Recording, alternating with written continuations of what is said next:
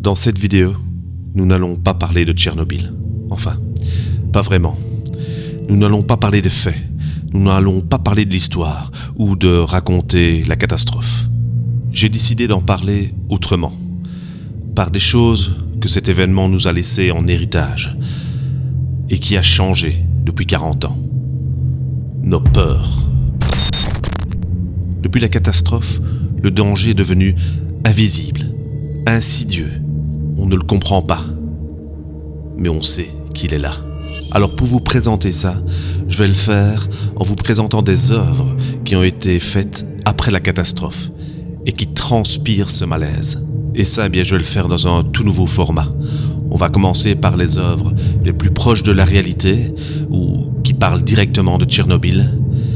Et puis ensuite, on va dériver tout doucement ensemble vers des choses au-delà de la réalité, des choses qui vont être de plus en plus intrigantes, dérangeantes, abstraites, voire incompréhensibles, dans le but d'aller chercher l'essence même de ces peurs.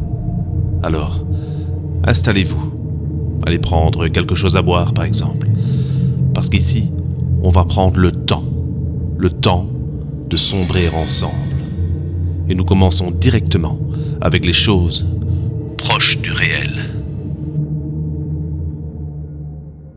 Évidemment, on va s'attaquer ici à des œuvres directement inspirées de la catastrophe de Tchernobyl ou qui la racontent même.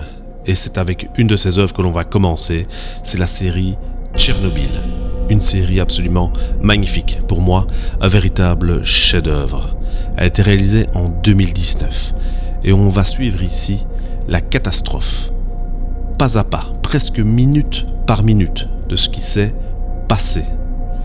On va voir également toutes les implications politiques, tout ce qu'on nous a caché, tout ce qui n'a pas été dit, tout ce qui a été minimisé.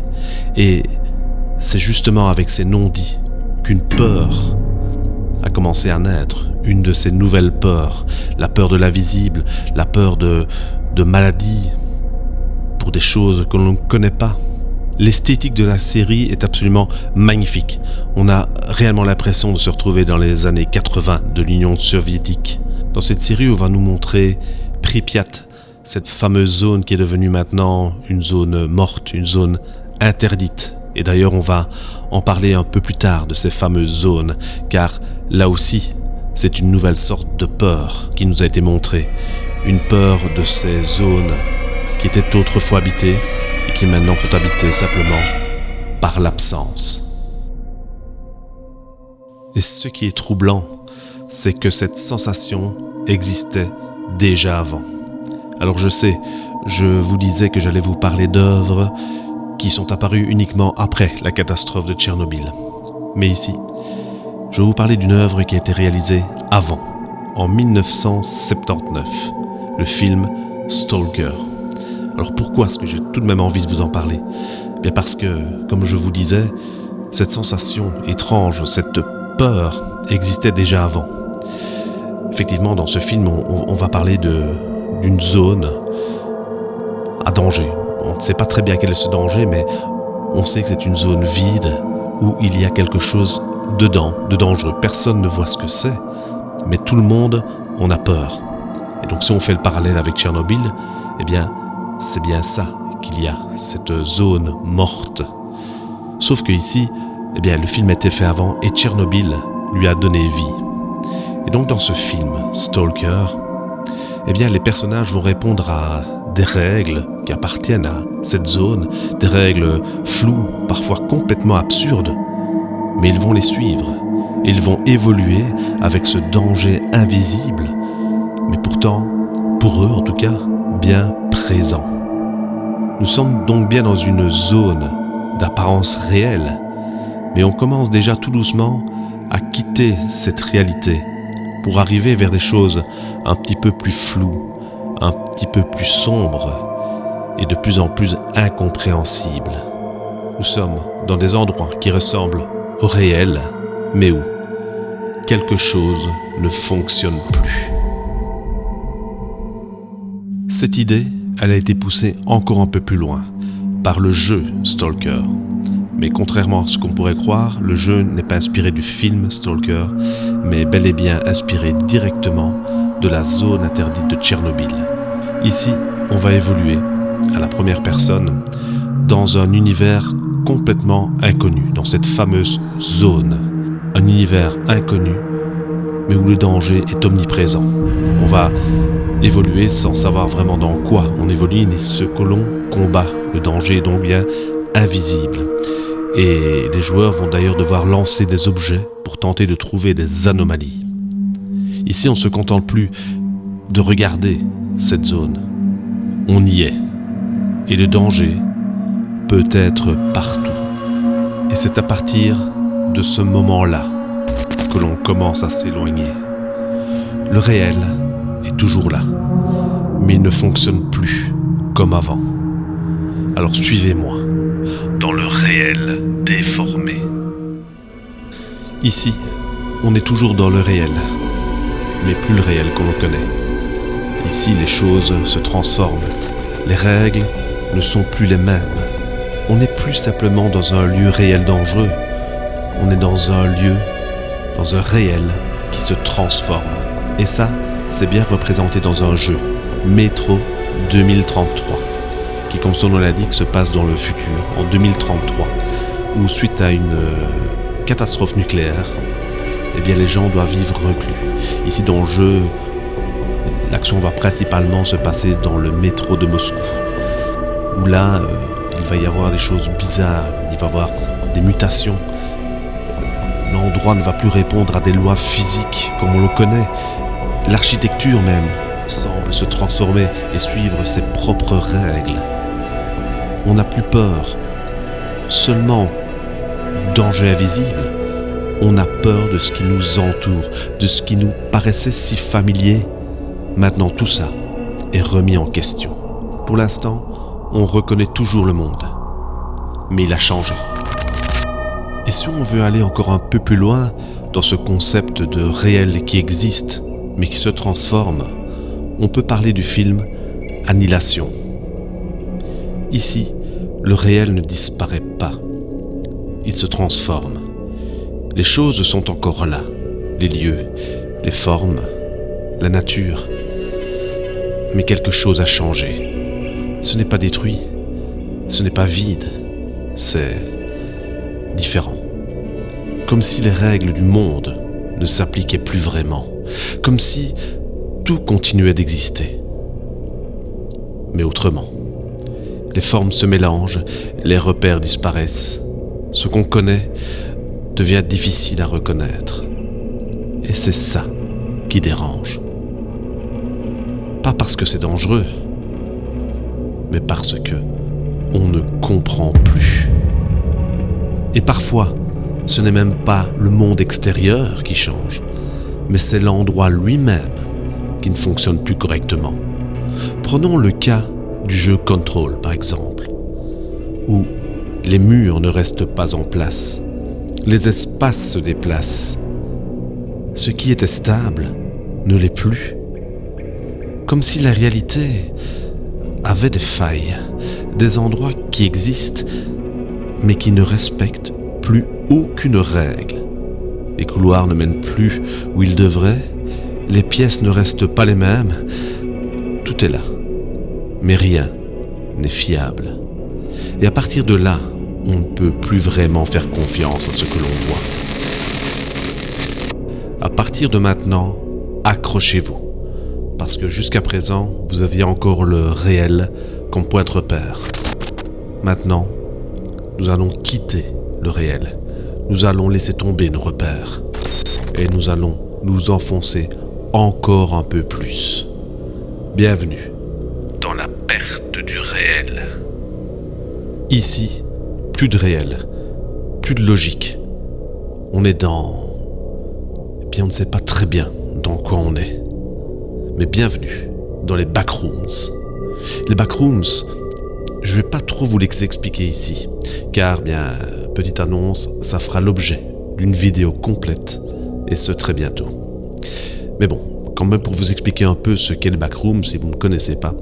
Les backrooms, c'est une creepypasta qui est apparu en 2019 sur 4chan, simplement au début avec une image et un texte. Et de là, tout un univers est né. L'image des backrooms, c'est l'image de ces bureaux, de ces vieux bureaux entièrement vides, juste avec une moquette moisie sur le sol, du tapis sur les murs et ces néons jaunâtres avec ce grésillement bien particulier. Et donc on tombe dans ces backrooms, les arrière-salles si vous voulez en français. On ne sait pas très bien pourquoi on est là, on ne sait pas surtout comment en sortir, ni le but de ces grands espaces vides et apparemment sans logique et sans vie. Ça fait partie de ce qu'on appelle plus largement les espaces liminaux. Les espaces liminaux, ce sont des espaces qui normalement sont bondés de vie, comme un aéroport, des piscines, mais où on retire toute vie. Et donc c'est cette absence de vie dans un endroit qui devrait déborder de vie, qui devient étrange, qui devient angoissant. Et donc ici, avec les backrooms, on est en plein dans cette essence même de cette peur du vide, cette peur de l'absence, cette peur de l'étrange, car on n'est pas habitué à ça dans notre monde. C'est comme si on était un petit peu dans un rêve un peu nébuleux. Et là, bien, on se retrouve dans ces espaces, sans savoir que faire, sans savoir ce qu'on attend de nous. Et à force de perdre nos repères, ce n'est pas que le lieu qui change, c'est ce qu'on voit, c'est ce qu'on comprend. Local 58. C'est une série qui reprend quelque chose de très simple, une chaîne de télévision, des programmes, des messages d'urgence, quelque chose de normal, quelque chose de familier. Mais très vite, quelque chose ne va pas. Les messages changent, les images deviennent étranges, et ce qu'on regarde ne semble plus nous être destiné. Comme si quelque chose prenait le contrôle et modifiait ce qu'on voit, ce qu'on comprend, ce qui est réel. Et à partir de là, ce n'est plus seulement le monde qui est instable, c'est notre perception qui ne tient plus. Et quand ce que l'on voit ne peut plus être compris, eh bien, quelque chose change encore. Mais ce n'est plus le monde, c'est nous. Le Mandela Catalogue reprend quelque chose de très simple, des visages, des gens, des choses normales, mais légèrement différentes. Quelque chose dans les expressions, dans les regards, quelque chose qui ne colle pas, comme une copie, pas tout à fait correcte. Et plus on regarde, plus ça devient difficile. Entre ce qui est réel et ce qui ne l'est pas. Et à partir de là, le problème n'est plus le monde, c'est notre perception. On ne peut plus faire confiance à ce que l'on voit. Et quand même le réel a disparu, qu'il ne reste plus rien à comprendre, plus rien à analyser, il reste juste à ressentir la rupture. Nous voici donc à l'endroit le plus éloigné de la réalité, dans la strate la plus sombre que l'on va explorer, la fondation SCP. Ce n'est même plus une histoire, il n'y a plus vraiment de personnages ni un lieu précis. Ce sont des fragments, des idées, des choses que l'on ne comprend pas, des objets, des créatures, des phénomènes qui ne devraient pas exister. Et pourtant, ils sont décrits, classés, comme s'ils étaient réels, sans explication, sans logique. Juste l'étrange. Et parfois, ça prend encore une autre forme. Skinamarink, c'est un film. Mais un film qui ne raconte presque rien. Pas vraiment d'histoire, pas vraiment de personnages. On regarde des morceaux de pièces, des coins de mur, des images incomplètes. On ne voit presque rien. On ne comprend pas vraiment ce qu'il se passe, mais quelque chose est là, mais qu'on ressent, comme une présence, ou peut-être une absence. Et à ce stade, il ne reste plus vraiment de réel, plus vraiment de repères, juste une sensation. The Exit 8, c'est un jeu très simple, un couloir, un lieu banal. On avance, on observe, on regarde les détails, parce que quelque chose peut changer, très légèrement. Un détail, une différence, quelque chose qu'on n'est même pas sûr d'avoir vu.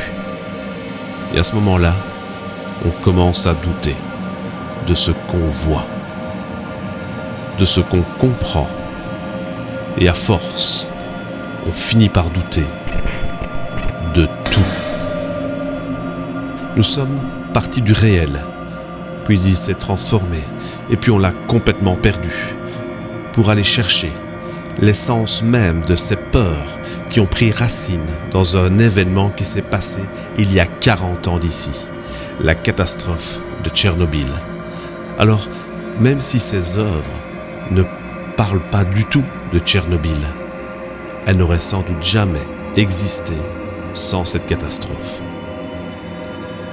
Et si ces fictions ont été créées pour nous faire frissonner, la réalité, elle, est bien pire.